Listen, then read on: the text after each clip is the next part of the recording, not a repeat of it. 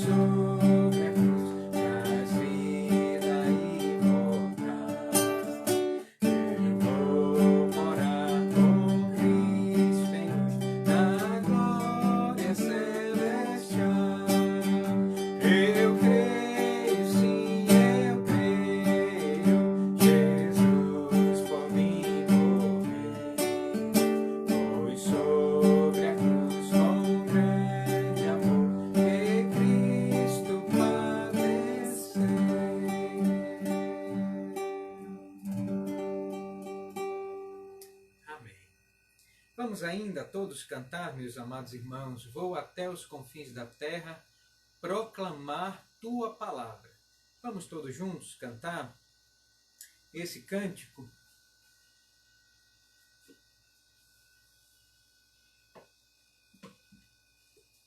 Abra aí, tente abrir, lembrar,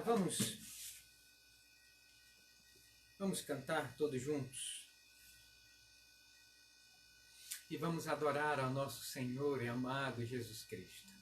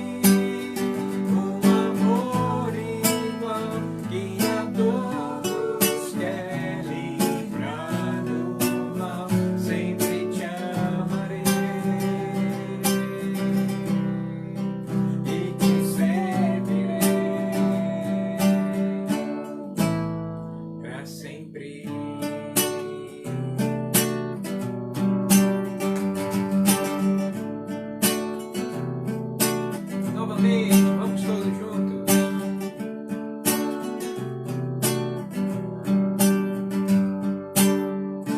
Vou até os confins da terra proclamar tua palavra,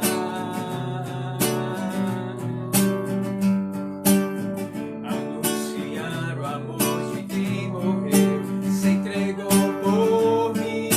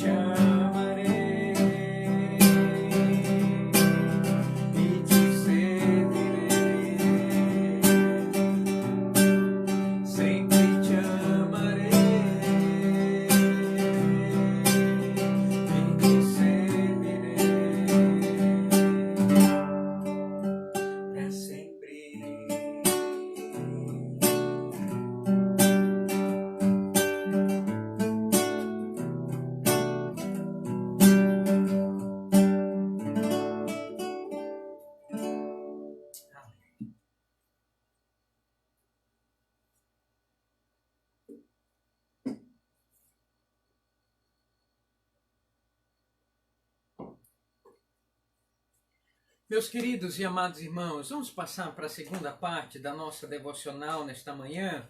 Quero mais uma vez abrir para o livro de Gênesis, capítulo de número 14. Nós estamos, pelos domingos de manhã, fazendo a exposição continuada deste livro e estamos aprendendo algumas lições preciosas com o grande patriarca Abrão. O livro de Gênesis, meus amados irmãos, é o livro dos inícios, o livro dos princípios. Não somente da obra criada de Deus, não somente da história humana primitiva, né, mas também é a história do início da caminhada da fé cristã. Todos os princípios de fé iniciaram com a caminhada, com o chamado de Abraão para servir a Yahvé e Elohim, ao Deus Todo-Poderoso, ao Criador dos céus e da terra. E a partir de Abraão, nós temos então o início da caminhada de fé. E todo crente piedoso que quiser seguir esta caminhada de fé até a Jerusalém celestial, até a terra prometida, até a cidade da qual Deus é o arquiteto, é o engenheiro, todos nós, meus amados irmãos, temos que olhar para os primeiros passos da fé. E quem deu esses primeiros passos da fé? Quem foi aquele que iniciou uma jornada de fé, de piedade, de crença nesse Deus que criou os céus e a terra, e que também é o Deus redentor, o Deus consolador de todos aqueles que creem no seu Filho? Quem iniciou essa caminhada? Foi Abraão. Por isso, amados irmãos, nós mostramos aqui para vocês o primeiro chamado que nós vemos na história da humanidade, um chamado específico para fazer uma aliança com Deus. Esse primeiro chamado foi o chamado de Abraão. E Deus então abençoaria todas as famílias da terra em Abraão. No domingo passado, nós vimos então a primeira guerra de fé, a primeira guerra que este homem travou na sua vida. E o contexto é este: Moisés registrou uma batalha entre 4 reis do Oriente contra 5 reis das planícies do Jordão. E essa guerra, meus amados irmãos, é um prenúncio, e Moisés estava escrevendo isso, para que os judeus que estavam saindo, e eram os primeiros leitores do livro de Gênesis, e estavam saindo do Egito, eles teriam que enfrentar todos os povos cananeus, e futuramente eles teriam também que enfrentar os povos do Oriente. E nós vamos perceber aqui então que Moisés escreve este relato para que os judeus, os descendentes de Abraão, soubessem que o seu pai, o patriarca da nação, ele também guerreou e ele venceu pela fé, porque ele foi obediente a Deus, ele ouviu as instruções de Deus, ele seguiu as leis de Deus, e nessa caminhada de fé com Deus, ele venceu uma batalha que humanamente era impossível. Um exército gigantesco que havia arrasado 11 povos. Era impossível.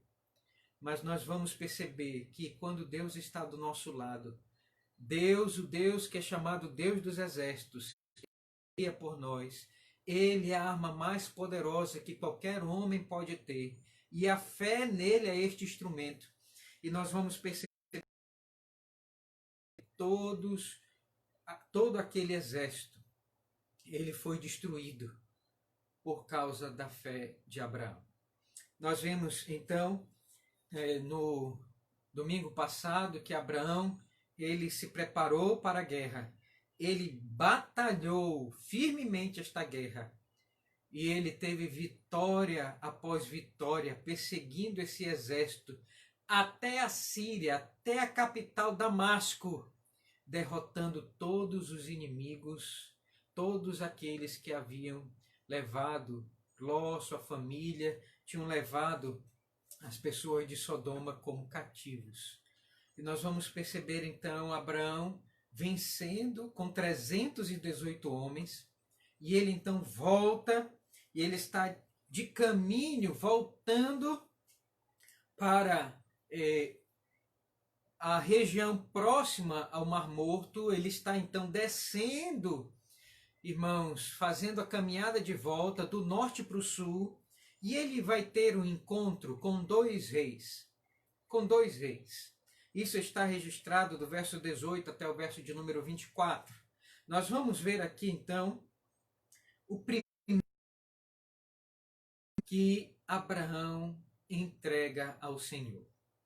Nós vamos perceber aqui então nesse encontro Abraão adorando a Deus, Abraão recebendo as bênçãos de Deus. E eu queria então, meus amados irmãos, que você percebesse comigo algumas lições espirituais que esse texto ele nos ensina. E o objetivo desta narrativa é mostrar que depois de grandes vitórias, as provas continuam. E assim como devemos estar alertas e nós nos preparamos para as guerras desta vida, então, da mesma forma, nós devemos estar alertas, atentos, depois que as vitórias vêm. O objetivo deste texto é nos ensinar isso. Abraão, ele vai ter um encontro aqui com dois reis. O rei de Sodoma. E esse primeiro encontro está registrado do verso 17, do 21 ao 24.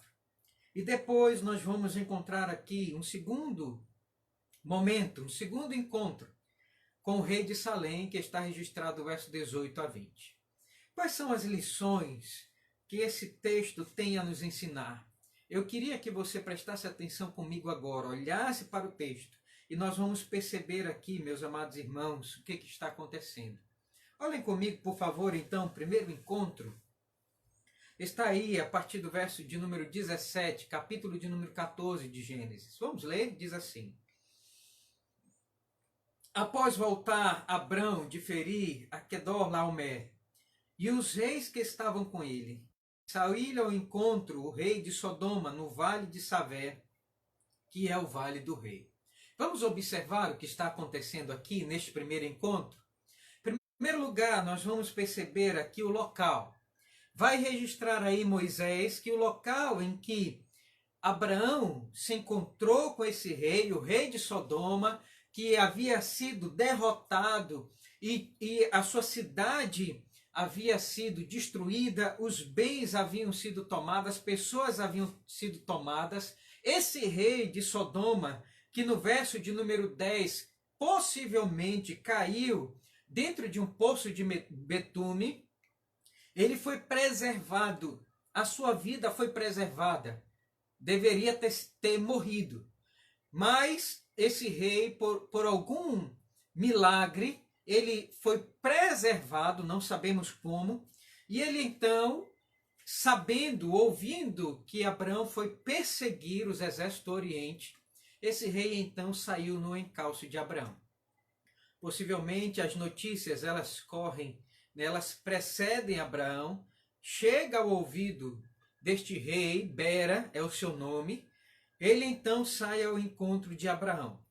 E nós vamos perceber aqui o local em que eles se encontram. Moisés vai registrar da seguinte forma: o encontro com o rei de Sodoma se deu no vale de Savé, que é o vale do rei.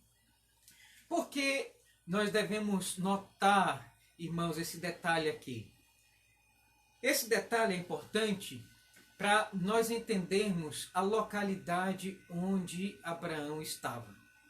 Quando ele retorna de perseguir e destruir os exércitos inimigos, os exércitos do Oriente, até Damasco, que fica mais ou menos uns 150, quase 200 quilômetros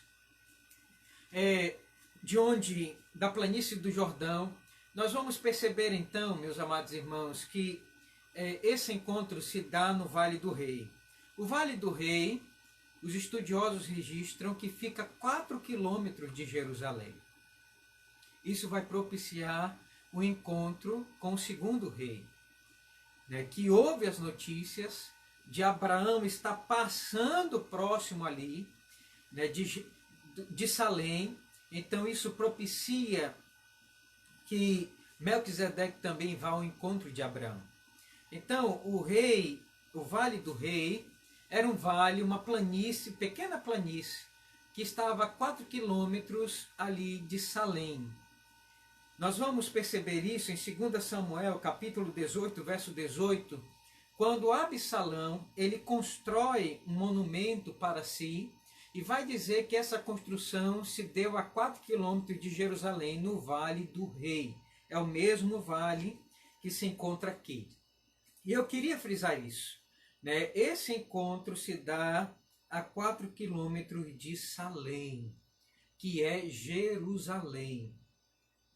E nós vamos perceber aqui que esse rei vem ao encontro de Abraão. Em segundo lugar, ele faz uma proposta. Vejam aí comigo, por favor, irmãos, verso de número 21. Veja a proposta que o rei de Sodoma vai fazer a Abrão. Diz assim: então disse o rei de Sodoma a Abrão: dá-me as pessoas e os bens ficarão contigo.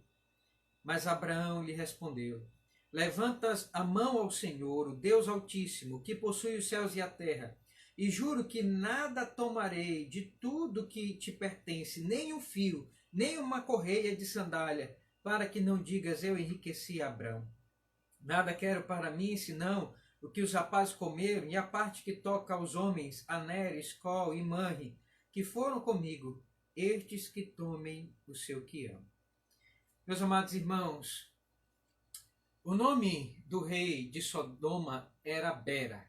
Bera significa dádiva. Então, o rei de Sodoma chega para Abraão e diz para ele: eu tenho uma dádiva para você. Eu tenho um presente para você. Fique com os despojos. Fique com os espólios da guerra. Fique com os bens. Dá-me somente as pessoas. Por que ele faz essa proposta? Porque um rei não é rei se ele não tiver um povo. Ele precisava das pessoas para poder governar, para poder ter um reinado. Agora, meus amados irmãos, nós vemos aqui, né, uma proposta tentadora. Bera está oferecendo as riquezas de Sodoma para Abraão. Abraão, ele nota isso. Abraão, ele percebe isso. Ele cheira distante a proposta maléfica dele. E é por isso que Abraão, ele vai responder tão asperamente, ele vai dar um banho de água fria em Bera, que oferecia essa dádiva de dizer: Abraão, eu estou te propondo que você fique rico, seja próspero, eu estou te abençoando, fique com tudo que você quiser. Você é um grande campeão, você é um grande vitorioso, você é um homem de sucesso, então fique com tudo. Mas Abraão, ele vai dar uma dura resposta. E ele vai dizer: levanta as mãos ao Deus Altíssimo, que possui os céus e a terra, mas eu não levanto as mãos para receber nada de ti. Não quero nada de você. Por que Abraão fala isso, irmãos? Porque Bera, ele representava um estilo de vida.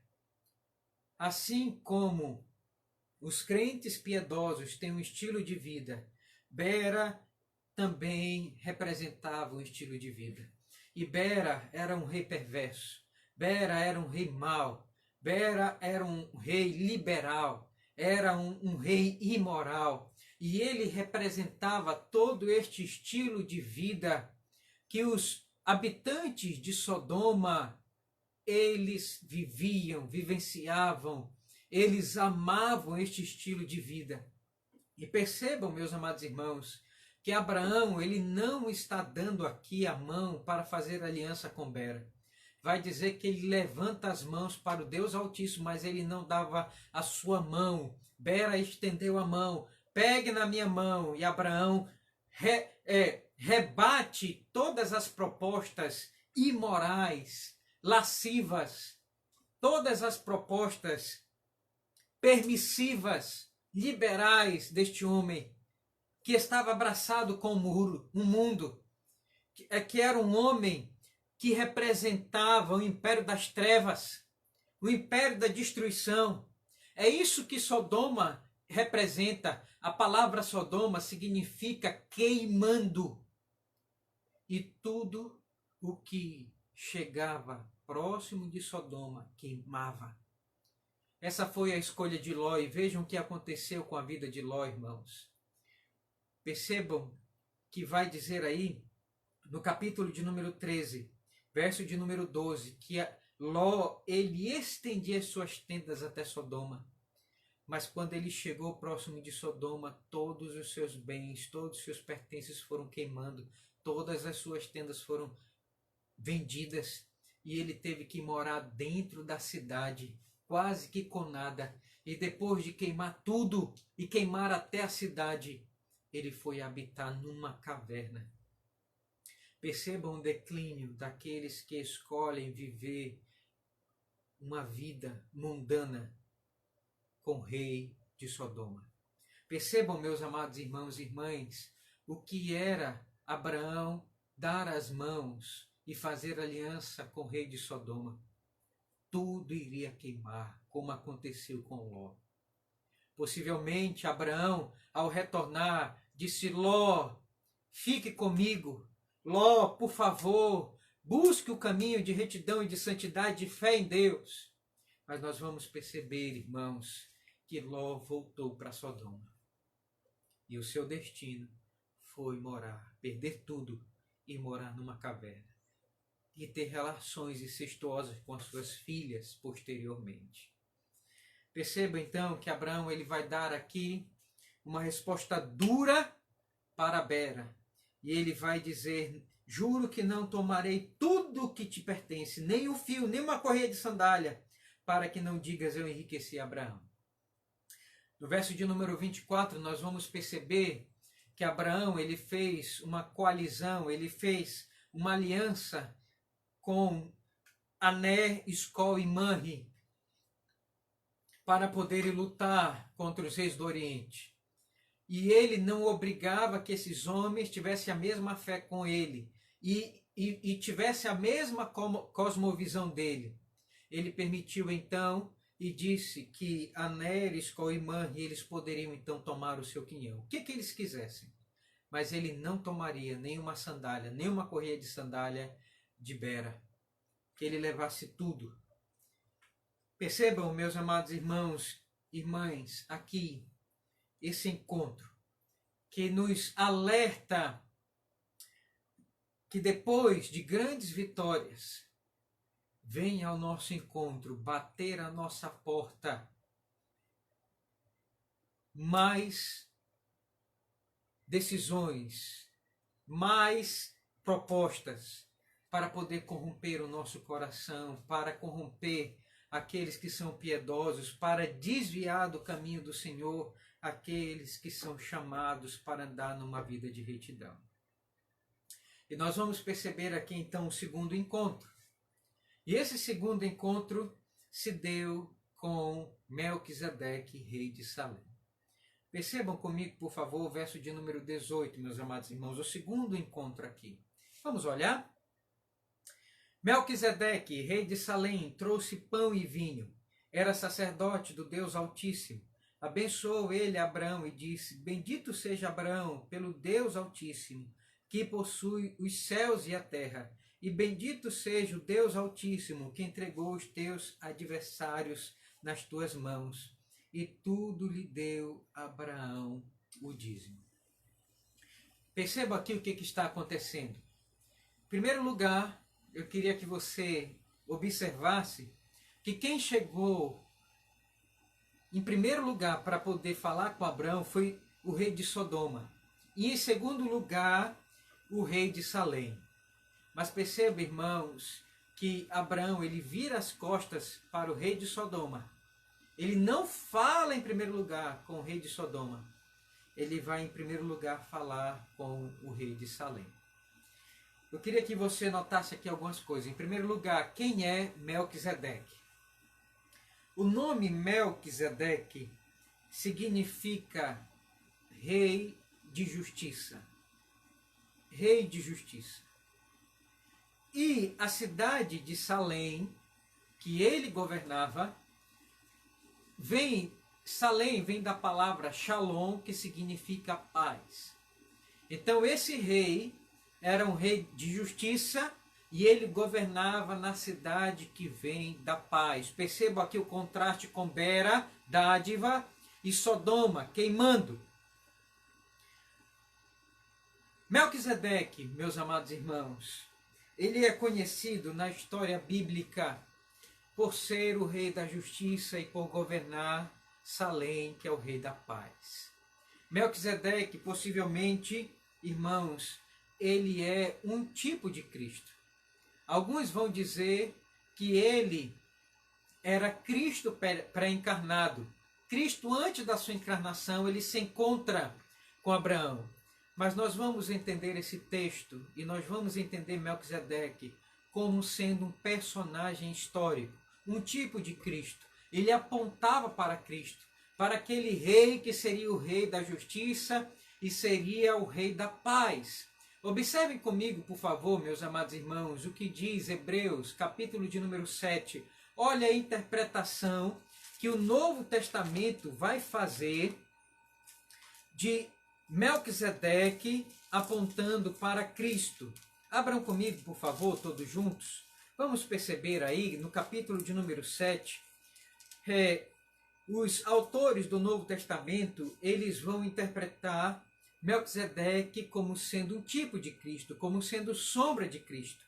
Leiam comigo, por favor, diz assim: porque este Melquisedeque, rei de Salém, sacerdote do Deus Altíssimo, que saiu ao encontro de Abraão, quando voltava da matança dos reis, e o abençoou, para o qual também Abraão separou o dízimo de tudo. Primeiramente se interpreta rei de justiça, depois também rei de Salém, ou seja, rei de paz. Sem pai, sem mãe, sem genealogia, que não teve princípio de dias, nem fim de existência, entretanto feito semelhança ao Filho de Deus, permanece sacerdote perpetuamente. Percebam que esse texto vai dizer que Melquisedeque era o rei da justiça e rei da paz. E quem é o rei da justiça? Quem é o rei da paz? Abram comigo, por favor, para Isaías, meus amados irmãos, capítulo de número 9. Lá, o autor ao Hebreus vai dizer, ele foi feito à semelhança do Filho de Deus. É para ele que ele apontava. E no capítulo de número 9 de Isaías, nós vamos ver aqui profetizado para quem o Melquisedeque apontava. Vamos ver aí quem é esse rei da justiça nas Sagradas Escrituras e o rei da paz. Capítulo de número 9, verso 6 e 7. Porque um menino nos nasceu, um filho se nos deu, o governo está sobre os seus ombros, e o seu nome será maravilhoso, conselheiro, Deus forte, Pai da eternidade, príncipe da paz. Para que se aumente o seu governo e venha paz sem fim sobre o trono de Davi e sobre o seu reino, para estabelecer e o firmar mediante o juízo e a justiça, desde agora e para sempre. O zelo do Senhor dos exércitos fará isto. Percebam, meus amados irmãos, então, que Melquisedeque é este rei que ele aponta para aquele grande rei, que será o grande rei da justiça, e aquele rei que trará paz sem fim para a humanidade. Percebam que o Melquisedeque, ele aponta para o Senhor Jesus Cristo, aquele Deus encarnado que vai trazer justiça pela cruz do Calvário, e todos aqueles que creem pela justiça, na justiça da fé que vem pelo Filho de Deus, esses têm paz com Deus, e esses, meus amados irmãos, viverão em paz para todo sempre. Quem vem ao encontro de Abraão é aquele que vem trazer uma mensagem de justiça e paz. Gênesis capítulo de número 14, ele inicia com guerra. E nós vamos perceber então que ele vai terminar com um rei que traz uma mensagem de justiça e de paz para o coração de Abraão. Mas nós não vemos somente isso, irmãos. Esse encontro, ele vai trazer mais algumas respostas. Segundo lugar, esse rei, ele não era somente o rei de justiça e paz, esse rei também era sacerdote. Olhem comigo, verso de número 18. Melquisedeque, rei de Salém, trouxe pão e vinho. Era sacerdote do Deus Altíssimo. Perceba aí, então, que esse rei, ele também era sacerdote. Ele servia ao Deus Altíssimo. De quem ele era sacerdote? Do Deus Altíssimo. A expressão aqui é El Elyon, Deus Altíssimo. Ele servia ao Deus que criou os céus e a terra, ao Deus Altíssimo. E quando ele falou isso, El Elyon, Abraão então identificou esse Deus como Yahvé e Elohim, o seu Deus. Ele também estava sendo servido pelo rei de Salém. Mas esse rei, meus amados irmãos, ele não era somente sacerdote. Ele também era um rei bondoso. Vai dizer aí que ele trouxe pão e vinho. Enquanto Bera não trouxe nada, ofereceu o que Abraão já tinha. Melquisedeque, ele vai oferecer pão e vinho para Abraão. Percebam aqui que o pão e o vinho, eles são uma ilustração daquilo que Cristo ofereceu por nós, meus amados irmãos, na nova aliança. Claro que aqui não aponta para a nova aliança, né? Mas percebam aqui todo esse significado espiritual que Abraão estava experimentando ali. Percebam que esse rei, ele é um rei sustentador, ele é um rei mantenedor, ele é um rei bondoso. Ele traz para Abraão pão e vinho. Abraão estava cansado, destruído fisicamente. Ele estava retornando desta caminhada, descendo de Damasco, lá na Síria, retornando para a região do Mar Morto. Uma caminhada muito longa. E esse rei, então, ele traz pão e vinho para Abraão. Meus amados irmãos, esse encontro, ele tem um significado muito específico para aqueles que são piedosos. Aqui está uma grande lição espiritual. Nós aprendemos, meus amados irmãos, que em meio à guerra que nós vivemos nesta caminhada de vida cristã, que nós estamos fazendo até a Jerusalém celestial, guerras vão surgir, nós temos que estar preparados, nós temos que batalhar. Mas muitas vezes, meus amados irmãos, nós perdemos o foco. E aí então Deus manda ao nosso encontro aquele rei que vem trazendo uma mensagem de justiça. Ele vai fazer justiça por nós. E ele também vai trazer a paz para o nosso coração. E esse rei é um rei que traz pão e vinho. É aquele rei que nos mantém. Esse é o Senhor Jesus Cristo, que pela aliança feita no seu sangue, ele derramou o seu sangue e entregou o seu corpo para, irmãos, vencer o mundo, vencer o pecado e vencer o diabo. E ele traz a vitória no pão e no vinho. E todas as vezes que nós tomamos da Santa Ceia, nós tomamos então o poder e a força de Cristo para vencer os nossos pecados, para vencer o mundo, para vencer o diabo, que tenazmente fazem guerras contra nós. Todos os dias nossos pecados fazem guerra contra a nossa vida santa. Todos os dias nós estamos em guerra contra o mundo que se levanta com as suas dádivas para poder nos enganar, para poder nos tentar. Nós também lutamos contra um inimigo altamente sagaz, que é o diabo. E o Senhor Jesus Cristo venceu ele. E nós cremos que também nós venceremos, meus amados irmãos, o diabo, se nós comermos o pão e o vinho que ele traz para a nossa manutenção, para sustentar a nossa fé. E aqui, meus amados irmãos, está a bondade deste rei. Ele também traz, além do pão e do vinho, ele traz uma bênção para Abraão. Vejam comigo, por favor, o verso de número 19, diz assim: abençoou ele Abraão e disse: bendito seja Abraão pelo Deus Altíssimo, que possui os céus e a terra. A bênção que Melquisedeque profere sobre Abraão é a bênção do Deus Altíssimo, a bênção daquele que possui os céus e a terra. Ora, se ele possui os céus e a terra, e se ele tem tudo nas suas mãos, para que aceitar as bênçãos do rei de Sodoma e Gomorra? Para que aceitar os espólios deste mundo, os bens deste mundo, as dádivas deste mundo? Não tem para quê. Deus, ele vai nos abençoar e vai cuidar de nós, porque ele é o Deus que criou os céus e a terra. Ele tem tudo. E se ele tem tudo nas suas mãos, criou tudo, é ele quem vai nos manter, e é ele quem vai nos sustentar. Não precisamos dar as mãos para o rei de Sodoma. Em segundo lugar, a bênção vai continuar e ele vai dizer: bendito seja o Deus Altíssimo, que entregou os teus adversários nas tuas mãos. Percebam, meus amados irmãos, Deus vai nos abençoar em todas as guerras que surgirem na nossa caminhada cristã.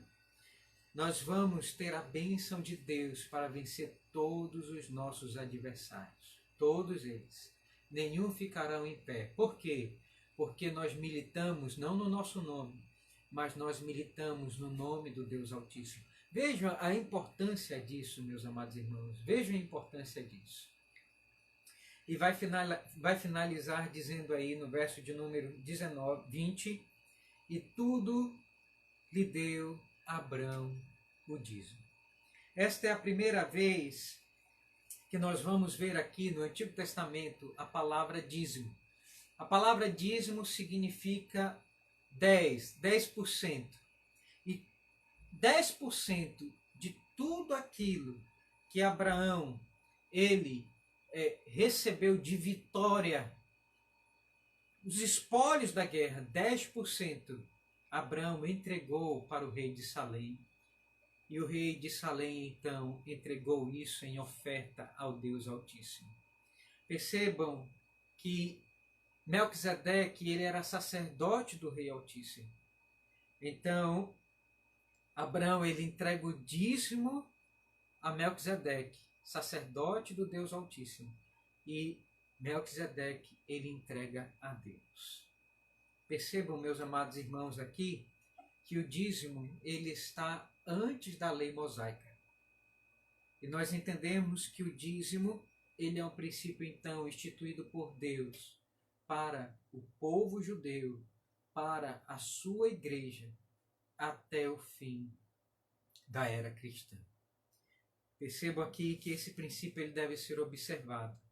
Se nós queremos ter uma vida de fidelidade a Deus e de adoração a Deus, nós devemos fazer isso também com os nossos bens.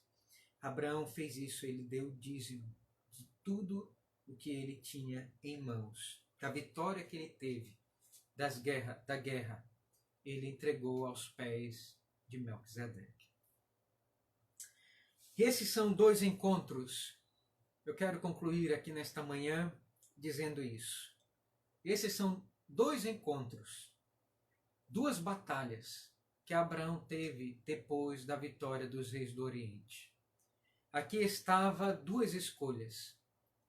Abraão, ele faria aliança com Bera ou com Melquisedeque. Dois estilos de vida, duas maneiras de viver.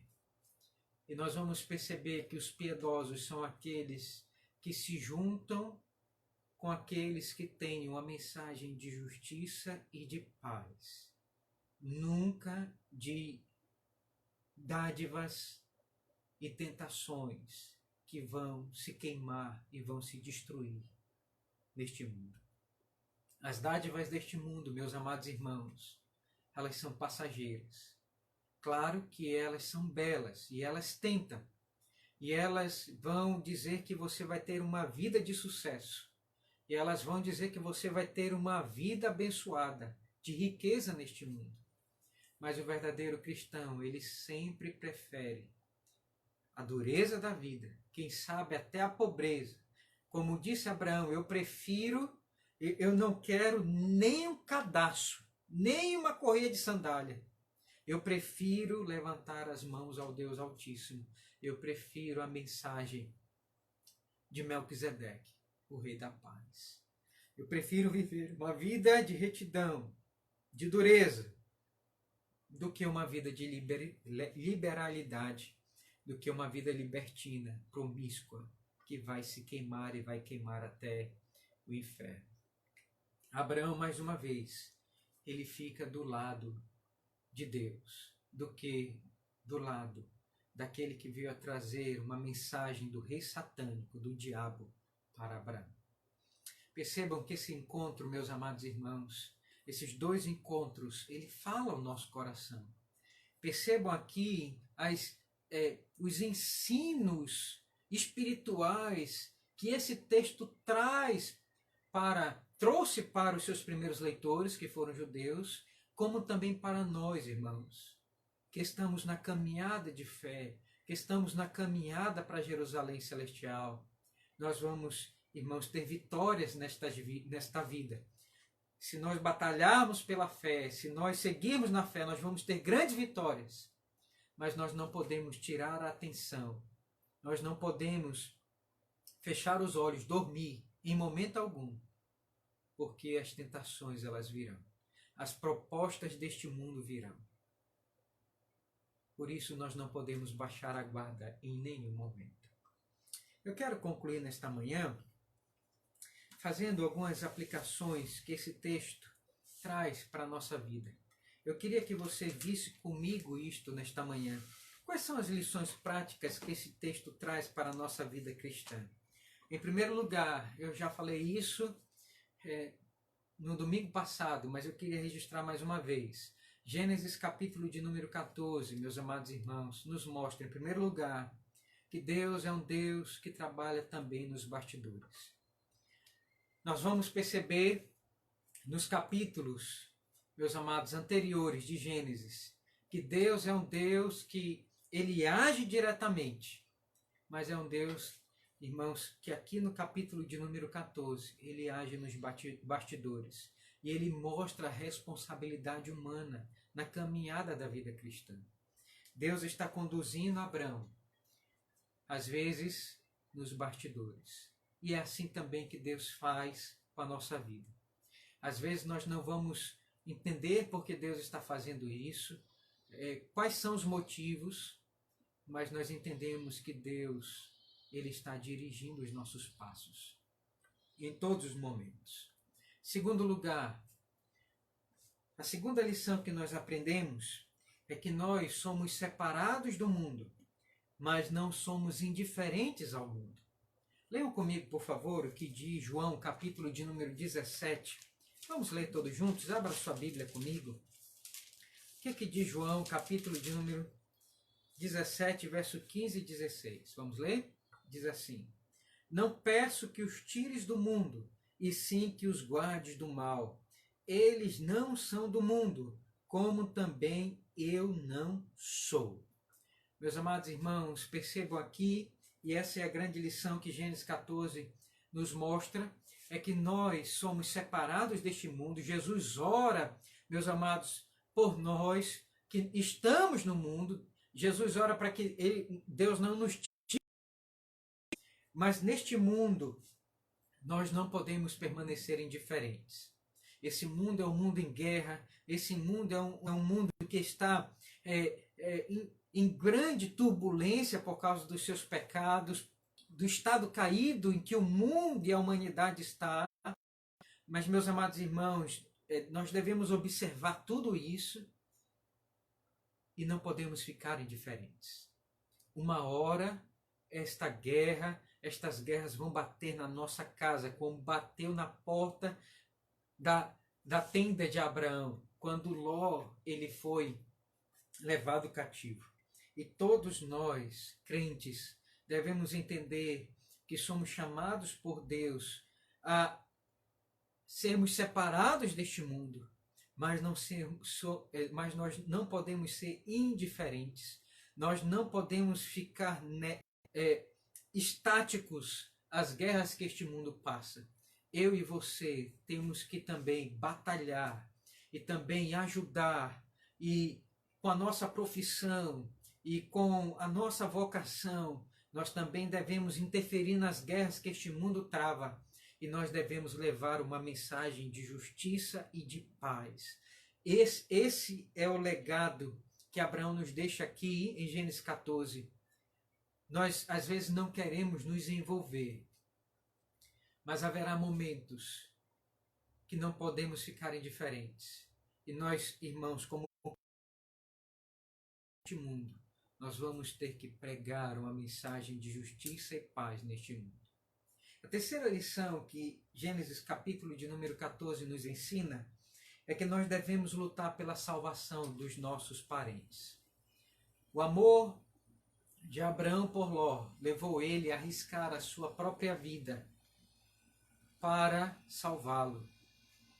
Ló tinha tudo para ficar cativo debaixo do império daqueles reis do Oriente. Mas percebamos, meus amados irmãos e irmãs, que o amor de um tio por sobrinho fez a diferença na vida de Ló. Abraão saiu do seu lugar, arrumou um pequeno exército e ele lutou por causa de Ló. Isso nos ensina uma lição espiritual muito grande. Todos nós que somos crentes e queremos viver uma vida piedosa nesta caminhada de fé, temos que dizer: Senhor, eu quero orar, Senhor, e eu quero batalhar pelos meus parentes. Assim como Abraão fez com Ló. Todos nós deveríamos dizer: Senhor, eu me comprometo a tomar todas as ferramentas necessárias para a salvação dos meus parentes mais próximos e longínquos. Todos nós deveremos nos envolver com a alma, com a existência daqueles que são nossos por laços de sangue. Você deveria se importar com isso. Gálatas, capítulo de número 6, verso de número 10, nos ensina uma grande lição. Olhem comigo, por favor. Gálatas 6. O apóstolo Paulo está escrevendo à igreja da Galácia e ele vai ensinar aqui uma grande lição para essa igreja que vivia se devorando, que vivia se mordendo. Era uma igreja que tinha eternos, mas nós vamos perceber aqui, meus amados irmãos, uma grande lição que Paulo ele dá a esses irmãos, a essa igreja. Olhem comigo. Capítulo 6, verso de número 10 diz assim: Por isso, enquanto tivermos oportunidade, façamos o bem a todos, mas principalmente aos da família da fé. Ora, se nós temos que lutar principalmente pela família da fé, e se nós devemos fazer todo o bem à família da fé, o maior a família da fé é trazer aqueles que estão no império das trevas, que são levados cativos para longe, para uma vida imoral, pregressa, prostituta, liberal, cética. O maior bem que nós podemos fazer à família da fé é resgatar os nossos parentes e trazê-los para o nosso lado, para que andem conosco, para que venham para o império da luz. Eu queria nesta manhã dizer a você: lute, faça um compromisso com Deus, ore ao Senhor constantemente pela salvação dos seus parentes. Você tem que fazer isto, porque na caminhada da fé nós aprendemos com Abraão que ele lutou fisicamente pela libertação do seu sobrinho Ló, a quem tanto amava, a quem tanto devotava carinho e consideração. Da mesma forma, a nossa luta hoje não é contra a carne e contra o sangue, mas contra os principados e potestades. Então você tem que lutar espiritualmente pela salvação dos seus parentes mais próximos e longínquos. Você tem que fazer de tudo, você tem que orar, você tem que enviar mensagens, de WhatsApp, você tem que enviar e-mails, você tem que enviar recursos para mostrar a sua bondade cristã, você tem que fazer de tudo para mostrar que você tem amor e que você quer que essas pessoas sejam salvas pela fé em Jesus Cristo. Meus amados irmãos, você tem que dar, se possível, a sua vida pela salvação dos seus parentes. Esse quarto lugar, irmãos, nós aprendemos aqui também com Gênesis capítulo de número 14, que é ao fazer uma aliança, uma coalizão, Abraão a fazer uma coalizão com Ané, Escol e Manre, nós aprendemos aqui que nós também podemos fazer aliança com os ímpios. A palavra de Deus vai dizer, meus amados irmãos, em 2 Coríntios capítulo 7, que nós não podemos fazer aliança alguma com o império das trevas, com as pessoas que estão nas trevas. Qual relação há entre luz e as trevas? Nós não podemos fazer nenhuma relação com os ímpios quanto tange ao ministério, quanto tange à igreja, quanto tange a casamento, quanto tange a vida espiritual. Mas esse texto nos mostra que o crente ele pode fazer uma aliança enquanto tange promover o bem geral da humanidade, o bem geral de todos. Nas Sagradas Escrituras nós encontramos José servindo a um império ímpio e fazendo, meus amados irmãos, um canal para abençoar a família da fé, a família de Jacó, as 12 tribos de Israel. José, ele estava debaixo de um império ímpio, estava servindo ali para abençoar a sua família. Nós vamos perceber também, meus amados irmãos, Neemias, que foi mordomo de Ciro, o rei persa, e que foi enviado como um canal para reconstruir os muros de Jerusalém, para reconstruir o templo em Jerusalém. Daniel também, da mesma forma, estava servindo na sua profissão como ministro na Babilônia, e ele não se corrompeu, mas serviu de exemplo, meus amados irmãos, que nós podemos estar debaixo e, quem sabe, fazendo alianças com os ímpios para um bem maior, para o bem geral.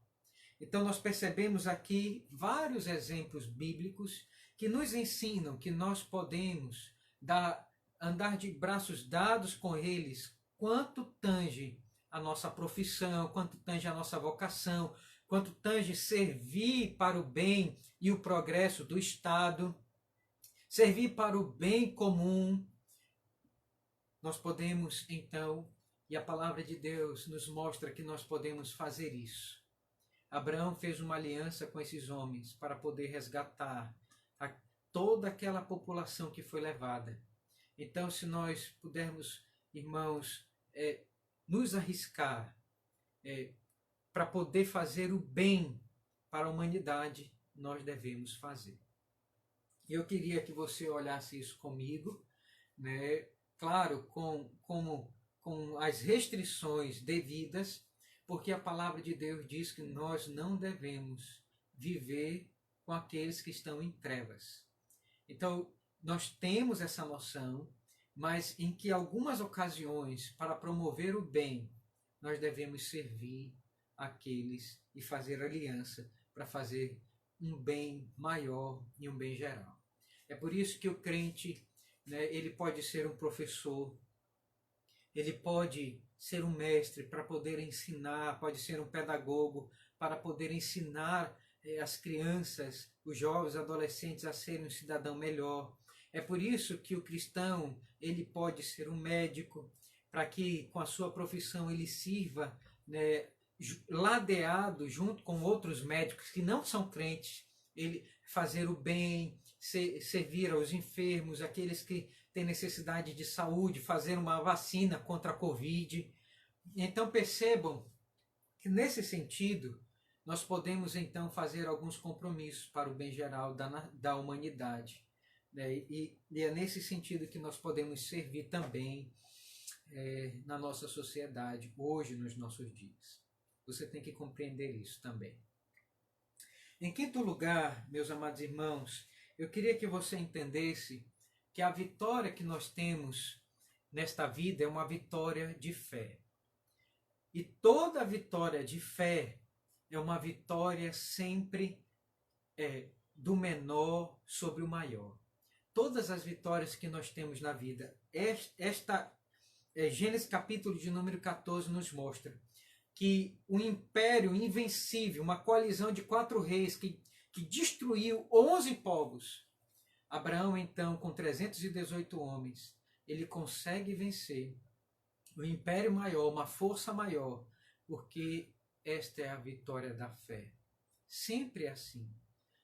Nós vamos ver isso em Juízes capítulo 7, Gideão vencendo o grande inimigo de Israel naqueles dias, que era os exércitos midianitas, que eram mais numerosos do que a areia do mar. Nós vamos ver, irmãos, Gideão vencer com 300 homens. Nós vamos ver posteriormente Davi vencer Golias, que era uma força física de um gigante muito maior contra um pequenino, esguio rapaz, jovenzinho, ruivo. Uma força menor vencendo a maior. Por quê? Porque sempre, irmãos, nós vamos lutar contra os nossos inimigos pela fé. A vitória que nós recebemos na vida sobre grandes forças, sejam intelectuais, sejam físicas, irmãos, sejam bélicas, não importa. Sempre a vitória do menor contra o maior, sempre é uma vitória pela fé. Por quê? Porque a nossa fé está pautada na cruz de Cristo. E assim como o Senhor Jesus Cristo, ele venceu na cruz do Calvário o mundo, venceu na cruz do Calvário o diabo, venceu na cruz do Calvário os nossos pecados, o pecado do mundo todo. É na vitória de Cristo que nós temos vitória. E nós vamos vencendo, vitória após vitória. E é isso que nós entendemos aqui. Nós vamos ver isso aqui claramente nesse texto. Sexto lugar, me desculpe me estender, mas para finalizar esse capítulo de número 14, nós vamos entender aqui uma sexta lição. A conexão da graça e da justiça. Percebam, meus amados irmãos, essa é uma grande lição aqui para mim e para você. Percebam que as palavras bíblicas, elas têm uma grande importância para a nossa vida. A cultura bíblica é uma cultura diferente do mundo. Enquanto o mundo ele vive numa vida de injustiça, que não tem paz, eles não conseguem paz para a sua vida. Eles nunca vão conseguir paz, porque esses dois termos, injustiça, não pode conviver com a paz. E eles vão destruir tudo que eles têm. Eles vão acabar com tudo que eles têm, como vai futuramente, mais alguns capítulos, destruir a cidade de Sodoma, por causa da injustiça e da vida que eles viviam de maneira contrárias à lei de Deus e à palavra de Deus. Acaba-se tudo, não tem paz. Nós vamos observar isso quando os anjos vão bater na porta de Ló e a cidade de Sodoma vai toda para poder tomar os anjos, arrancar os anjos da casa de Ló e ter relações promíscuas com eles. Percebam, amados irmãos, que não tem como viver uma vida justa num mundo injusto, não há paz. E aqui nós vamos aprender então esses dois termos que devem fazer parte da nossa mentalidade, parte das nossas emoções, justiça e paz. Melquisedeque era o rei da justiça e o rei da paz. Nosso Senhor Jesus Cristo, ele vem promover isso para nós que somos crentes. Quando nós somos justos, nós vivemos uma vida de retidão, encontramos então a paz para o nosso coração. Jesus é esse rei que vem trazer essa mensagem de justiça e paz. Isso aqui é importante para a igreja. A igreja será uma igreja que terá paz quando houver justiça. Quando nós vemos os membros saindo da igreja, quando nós vemos descontentamento na igreja, quando nós vemos uma briga de liderança contra os membros e os membros contra a liderança, quando nós vemos guerra de grupinhos dentro da igreja, quando nós vemos, meus amados irmãos, famílias contra as famílias dentro da igreja, é porque não há justiça na igreja. Os membros da igreja não estão vivendo em retidão de vida, em santidade de vida. E tudo isso vai causar descontentamento, vai causar expulsão, vai causar disciplina, vai causar, meus amados irmãos, entristecimento. Não há paz na igreja. Para que nós possamos ter uma igreja presbiteriana do UNA em paz, nós precisamos promover a justiça. Nós precisamos promover retidão de vida. Você tem que aprender esta lição. E se nós queremos contribuir com o reino de Deus, nós devemos viver uma vida de retidão. Cumprir com os nossos papéis de membros da igreja, isso é justo. Nós devemos lutar por ter membros justos, membros com uma vida reta, membros com uma vida justa na igreja do UNA. E eu queria dizer isso para você aqui nesta manhã. Justiça e paz devem fazer parte do nosso abecedário cristão. Para finalizar, meus amados irmãos, 7º lugar, você vive pelas bênçãos de Deus ou pelos subornos deste mundo. 7º lugar, você vive pelas bênçãos de Deus ou pelos subornos deste mundo. Abraão, ele recebeu a proposta de Bera, mas Abraão, ele recusou todas as dádivas, porque sabia que isso ia queimar, como queimou em Sodoma. E ele fez então um compromisso de andar pelas bênçãos de Deus.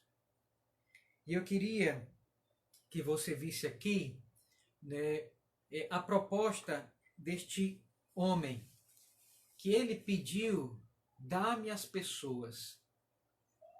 Meus amados irmãos e irmãs, a quem você está entregando o seu corpo? Perceba aqui que aqueles que foram com Bera entregaram o seu corpo à promiscuidade, entregaram o seu corpo à liberalidade, ao homossexualismo e a tudo mais.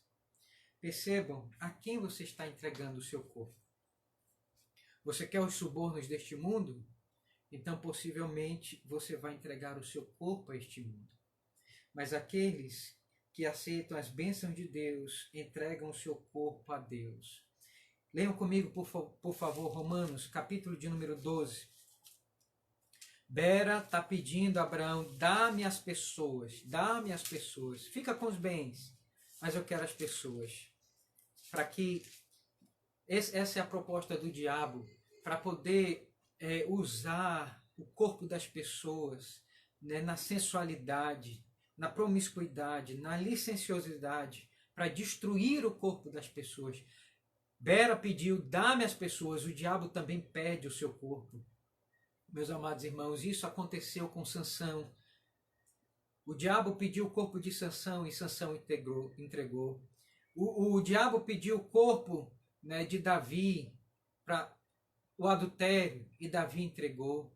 Perceba, irmãos, as consequências de todos aqueles que se entregam, se queimam, né, com as suas concupiscências, com seus desejos carnais.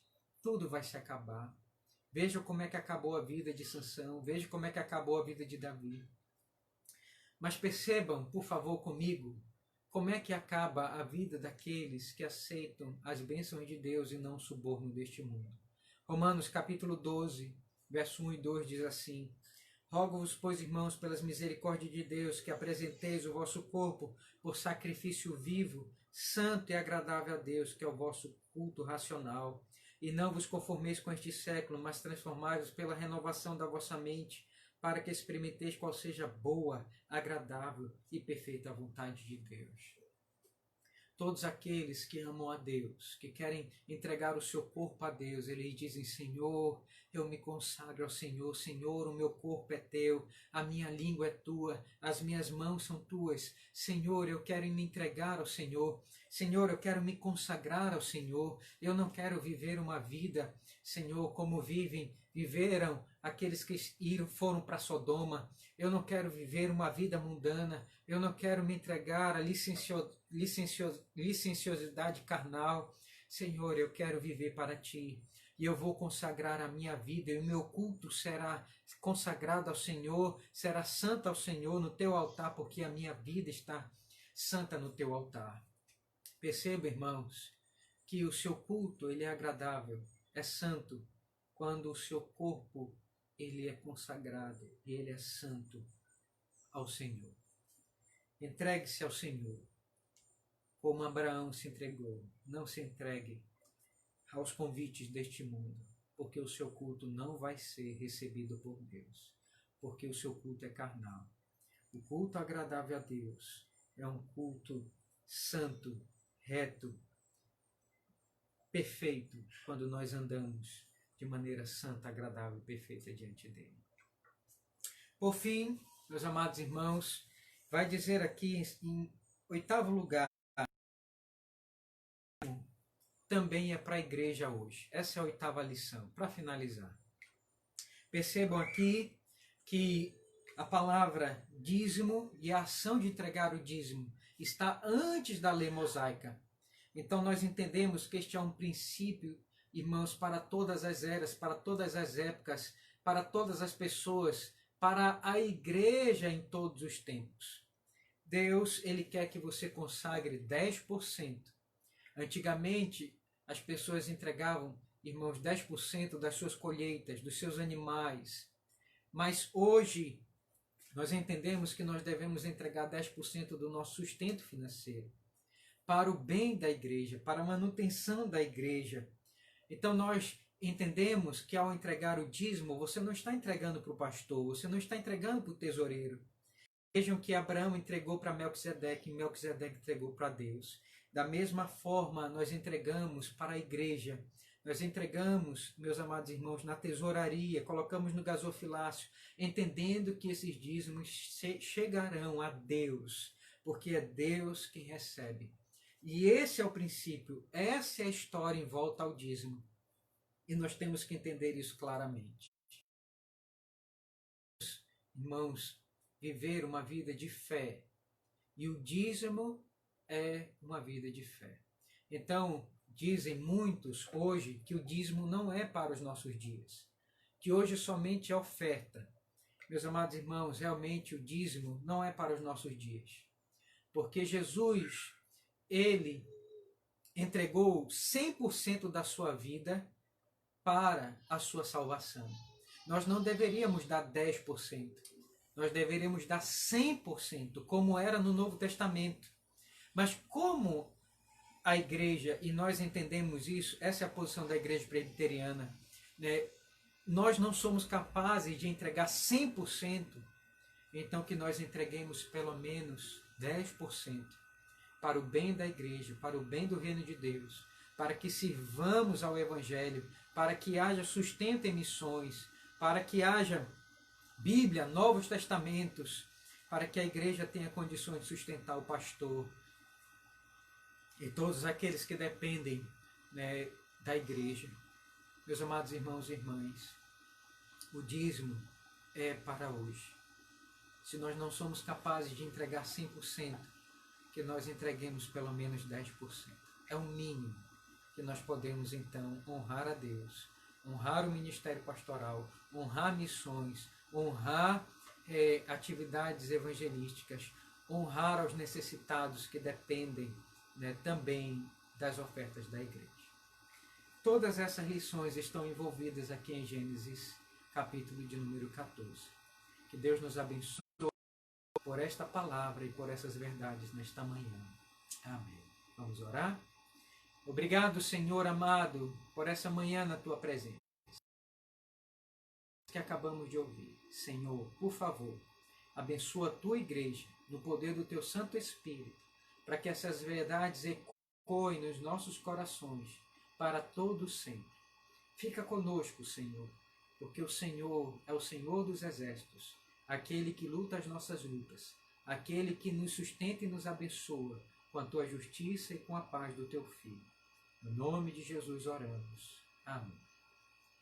Deus abençoe a todos, amados irmãos, um bom almoço em família e até logo mais às 18h30 para o nosso culto, para a nossa devocional à noite.